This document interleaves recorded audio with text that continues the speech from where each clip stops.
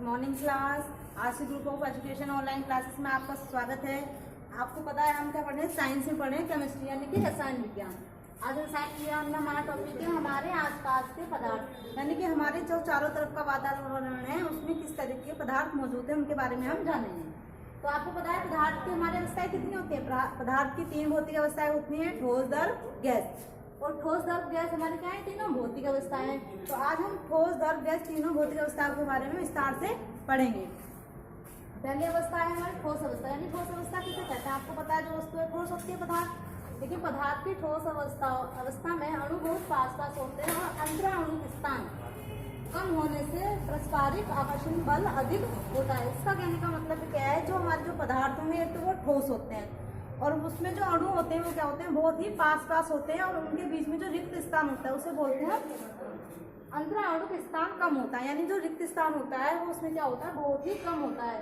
तो रिक्त स्थान कम होने के कारण और अणु उसमें बहुत पास होने के कारण उसमें आकर्षण बल भी क्या होगा, अधिक लगेगा। भाई जब कोई भी वस्तु लेंगे उसमें जो 2 चीजें ले ली आपने, अगर पास में रख देंगे तो क्या होगी, वो एक दूसरे अट्रैक्शन करेंगे, आकर्षण बल ज्यादा होगा। लेकिन अगर 2 वस्तुएं लें और दोनों दूर हो तो आकर्षण बल क्या होगा, उतना ही कम होता जाएगा।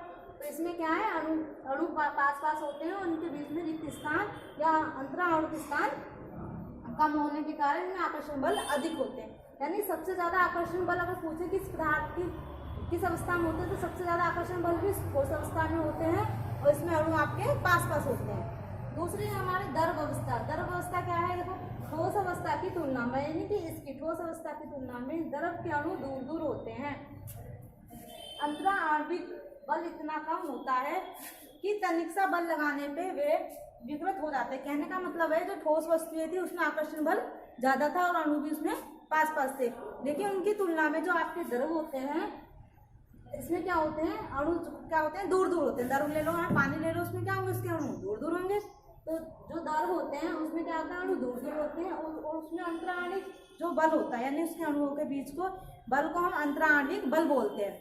तो उसके बीच का जो बल होता है वो उतना ही कम होता है और इतना कम होता है कि अगर उसमें जरा सा भी आप इस द्रव पे बल लगा दें, यानी फोर्स लगा दें, तो वो विकृत हो जाते हैं। विकृत का मतलब क्या होगा, द्रव है पानी को आप जरा सा भी फैला दो तो क्या होगा, वो फैल जाएगा तेजी से, तो हम उसे बोलते हैं विकृत हो जाते हैं।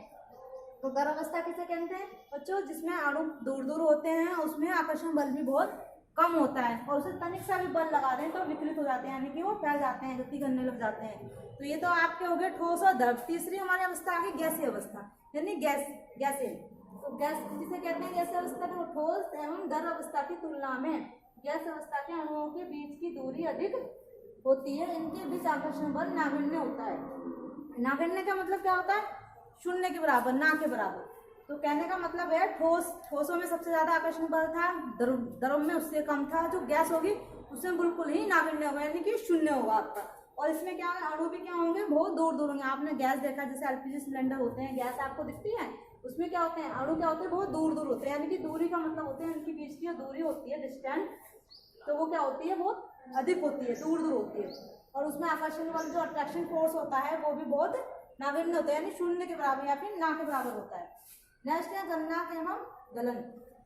अब हम देखेंगे भाई, अभी हमने ठोस अवस्था, द्रव अवस्था और गैस अवस्था पढ़ी। अब हम देखेंगे गलनांक एवं गलन किसे कहते हैं। गलन मीन्स तो आप समझ ही गए होंगे, गलन का मतलब गलना, जिस ताप पर पदार्थ ठोस अवस्था से द्रव अवस्था में पूर्ण रूप से बदल जाता है। कहने का मतलब यह है कि वह अवस्था या वह टेम्परेचर, यानी कि जिस ताप पर, टेम्परेचर हो गया यानी ताप, जिस टेम्परेचर यानी जिस ताप पर कोई भी पदार्थ जो ठोस हो, जिसकी अवस्था क्या हो, ठोस अवस्था हो और वो क्या हो, द्रव अवस्था में बदल जाए, उस टेम्परेचर को यानी कि उस तापमान को जिसपे वो बदल रहा है वो क्या कहलाएगा, उसका गलनांक कहलाता है। यही इसमें लिखा है, आपको दिखाया जा रहा है स्क्रीन पे कि जिस ताप पर पदार्थ ठोस अवस्था से द्रव अवस्था में पूर्ण रूप से बदल जाता है। पूर्ण का मतलब पूरी तरह, जो ठोस पदार्थ था वो द्रव अवस्था में पूरी तरह से बदल गया तो वह उसका क्या कहना है, गलनांक कहलाएगा। यानी कि वो पूरा जो पदार्थ है ठोस वो पूरा गल चुका है। तो किस ताप तक, जिस ताप पर करेगा वो क्या कहना है, उसका गलनांक, यानी कि वो पदार्थ ठोस से द्रव में बदल गया। मान लो आप बर्फ ले लो, आइस ले लो, जो फ्रीजर हुई है, बर्फ लिए आपको, अगर बर्फ को आपने रख दिया वो जिस टेम्परेचर यानी जिस तापमान में पूरी द्रव में बदल जाएगी, यानी पूरी वो पिघल जाएगी, वही उसका क्या कहलाएगा, गलनांक। नेक्स्ट है आपका कवतनांक।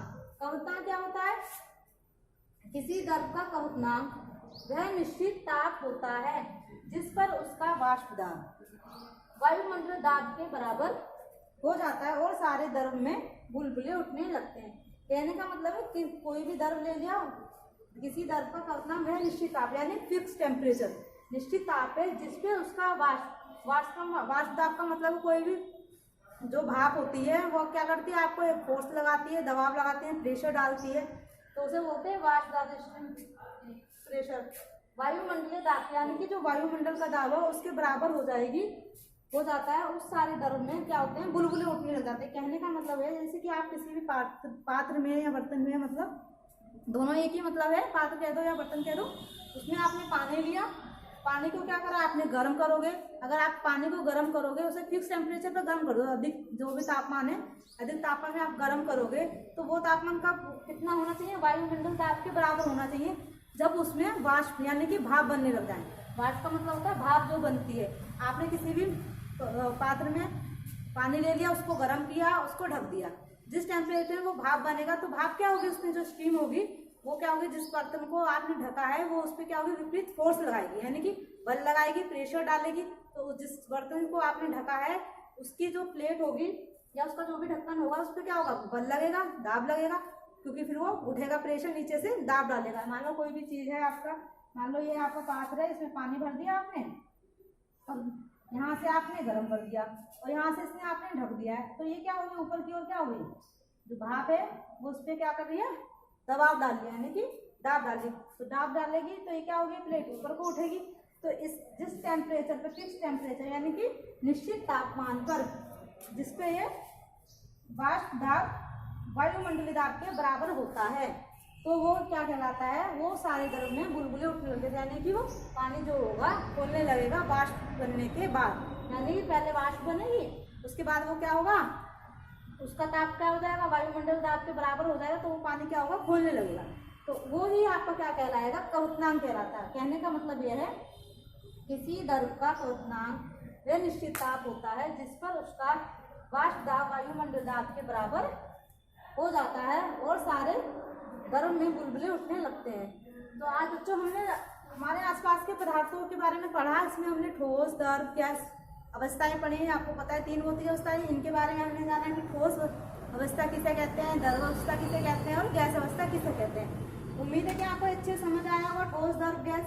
इसके बाद हमने पढ़ा गलनांक यानी कि जिसमें कोई भी ठोस वस्तु गलती यानी कि ठोस वस्तु द्रव अवस्था में बदलती है जिस टेम्परेचर पे, वो सब क्या कहला है, गलनांक। नेक्स्ट पढ़ा हमने क्वथनांक यानी कि क्वथनांक किसे कहते हैं, निश्चित ताप है जब उसका वाष्प दाब वायुमंडल दाब के बराबर हो जाता है और सारे द्रव में क्या होते हैं, बुलबुले उठने लगते हैं। तो ये आपका था क्वथनांक। तो बच्चों ये जो आपको टॉपिक कराए गए हैं, इस टॉपिक में जितने भी आपको पॉइंट कराए हैं, जितने भी तथ्य आपको समझाए गए हैं, वो आप अच्छी तरह आपने अपनी नोटबुक में नोट किए होंगे और उम्मीद करती हूँ आपको अच्छे से समझ भी आया होगा। तो बच्चों आज के लिए इतना ही काफ़ी है, कल फिर मिलेंगे इस टॉपिक को आगे बढ़ाते हुए और नई चीज़ों के बारे में समझेंगे, जानेंगे। आज के लिए इतना ही, थैंक यू।